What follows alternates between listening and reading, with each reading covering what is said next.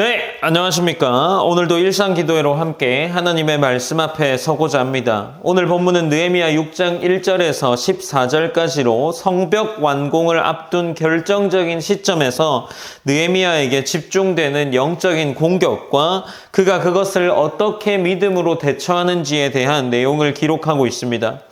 오늘 우리의 삶에서도 동일하게 이 느헤미야가 했던 태도들과 유혹 앞에서 보여주었던 믿음의 모습들을 다시 보면서 우리의 삶을 돌아볼 수 있게 하는 본문이 됩니다. 지난 본문에서는 어제 우리가 살펴본 본문에서는 공동체 내부의 문제를 다루고 있었죠. 성벽 공사를 함께하던 유다 백성 안에서 그 내부 속에 부자과 이 가난한 사람들을 착취하는 내용들이 있었고 느헤미야가 이 문제를 해결하는 방법들을 보여주고 있습니다. 그는 또한 통치자로서 총독으로 누릴 권리를 포기하고 하나님을 경외함으로 공동체를 섬기는 지도자의 모습을 보여주기도 했죠. 이것은 느헤미야가 외부의 적뿐 아니라 내부의 죄성까지도 다루어야 하는 위치에 있었다라는 것을 보여주고 있습니다. 이제 오늘 본문 6장에서는 다시 한번 이 내부의 문제가 아닌 바깥에서 오는 영적인 공격을 당하는 이 느헤미야의 모습이 나타납니다. 오늘 본문에서 다시 외부의 방해가 시작되죠. 6장 1절에서 산발랏과 도비야, 게셈이 성벽이 거의 완성되었음을 듣고 이 느헤미야를 흔들고자 합니다. 그들이 사용한 첫 번째 전략은 오노 골짜기로 나오라 하는 것이었습니다. 6장 1절에서 이제 본문이 시작되고 2절 본문에 보면 산발랏과 게셈이 내게 사람을 보내어 이르기를 오라 우리가 오노 평지 한 촌에서 서로 만나자 하니 실상은 나를 해하고자 함이 어떠라 라고 기록을 하고 있습니다. 이 표현은 이제 이 느헤미야가 말하는 것처럼 협상을 하는 것처럼 보이지만 지금 느헤미야를 함정에 빠뜨리고자 하는 것이었습니다. 느헤미야가 지금 이 본문을 기록하면서 해하려 한다라고 표현을 하는데 이것은 실제적인 폭력을 계획한다라는 의미를 포함하고 있습니다. 느헤미야가 이것을 간파했고 느헤미야는 내가 이제 큰 역사를 하니 내려갈 수 없다라고 단호하게 거절합니다. 여기서 이 느헤미야가 말하고 있는 역사라는 이 표현은 큰 역사를 하니라는 이 표현은 하나님이 맡기신 사명을 감당해야 하는 표현으로 읽을 수 있죠. 느헤미야는 상대가 무엇을 말하든 자신의 사명인 우선순위를 잃지 않는다는 것을 기록합니다. 두 번째 공격은 이제 심리전으로 이어지고 있습니다. 산발랏과 일행은 같은 요청을 4번이나 반복하는 모습을 보입니다. 이는 상대가 지치게 하도록 하는 지속적인 압박이었고 반복과 집요함과 공격 의도를 강화하는 이런 문학적인 방식으로 이 본문이 기록되어 있습니다. 그러나 느헤미야는 이러한 것에서도 단 한 번도 흔들리지 않고 동일한 답변을 해나가고 있습니다. 그는 상황과 관계없이 사명을 기준으로 살아가는 사람이라는 것을 본문이 보여주는데 이러한 모습 속에서 우리의 신앙 또한 하나님의 사명이 무엇인지를 붙드는 것에 따라 우리가 우리의 삶이 좌지우지 혹은 흔들리지 않을 수 있다라는 것을 이 느헤미야를 통해 알 수 있습니다. 이제 다시 한번 느헤미야에게 공개적인 비방이 오고 있습니다. 산발랏이 그를 향하여 느헤미야를 향하여서 왕이 되려 한다. 선지자를 세워 예언하게 했다라는 이러한 허위 사실이 담긴 편지를 조작해서 보냅니다. 고대 근동사회에서 개봉된 편지는 공개 비난장이 될 수 있음을 의미합니다. 이를 통해 여론을 조작하고 정치적인 압박을 하고자 지금 산발랏이 계획적인 이런 비방을 하는 모습을 보입니다. 여기서 중요한 것은 지어낸 것 그리고 근거 없는 조작된 이야기라는 것이 이 편지라는 거죠.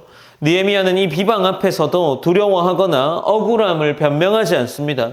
오히려 하나님께서 6장 9절 본문에 이렇게 기도하고 있는데 이는 그들이 다 우리를 두렵게 하고자 하여 말하기를 그들의 손이 피곤하여 역사를 중지하고 이루지 못하게 함이라.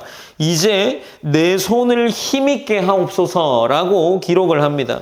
그러니까 지금 느헤미야가 하나님께 구하는 것은 자신의 손을 힘있게 해서 그 상황을 버틸 수 있게 해달라고 기도합니다. 그는 상황을 바꾸려고 하지 않았고 흔들리지 않는 그 안에 하나님을 향한 내면의 힘을 구하고 있습니다. 이제 마지막으로 또 한 가지의 방해가 다가오게 되는데 종교적인 언어를 입은 유혹이 그에게 옵니다.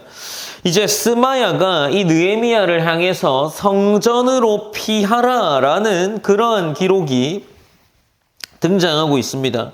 이제 이 성전으로 피하라는 것은 어떤 겉보기에는 경건한 모습으로 보이지만 이 성전으로 피할 수 있는 것은 제사장들만 가능한 일이었습니다.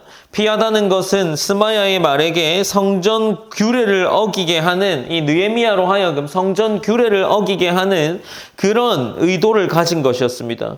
앞서 말한 것처럼 성전 안으로 들어갈 수 있는 이는 제사장뿐이었기 때문이죠. 느헤미야는 이것이 하나님께로부터 나온 말씀이 아니라는 것을 즉시 분별합니다.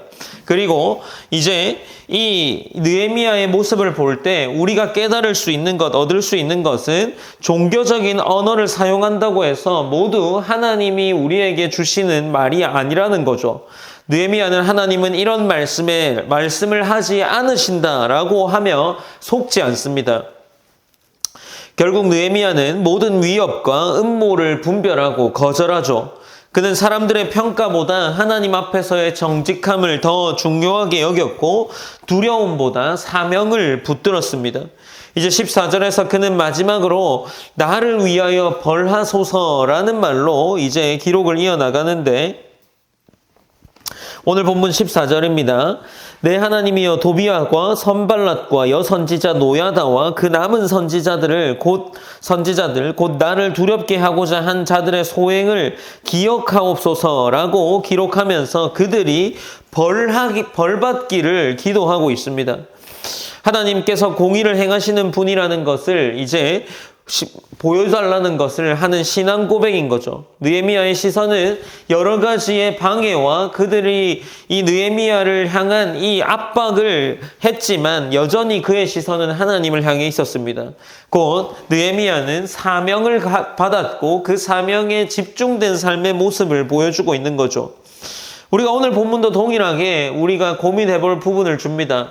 첫 번째로 우리는 어떤 사명을 가지고 살아가고 있냐라는 거죠.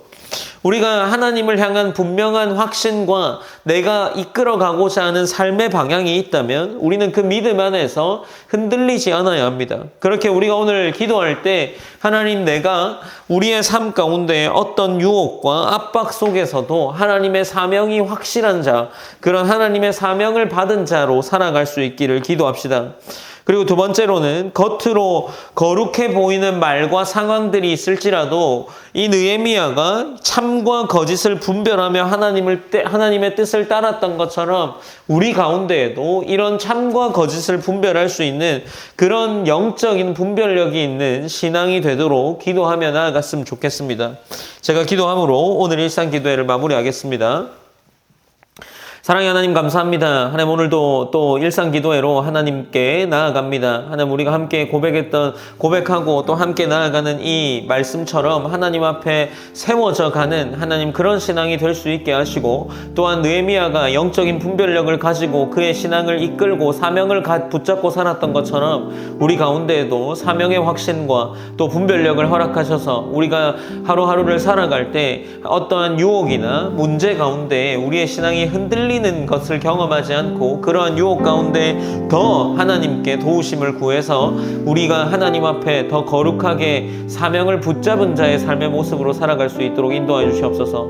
오늘 하루 가운데 그러한 일들이 경험되게 하시고 우리가 그저 반복되는 일상 가운데에서도 사명을 잃지 않는 자로 하나님께 나아갈 수 있도록 붙잡아 주시옵소서. 모든 영광 하나님께 올려드리며 살아계신 예수님의 이름으로 기도드립니다. 아멘.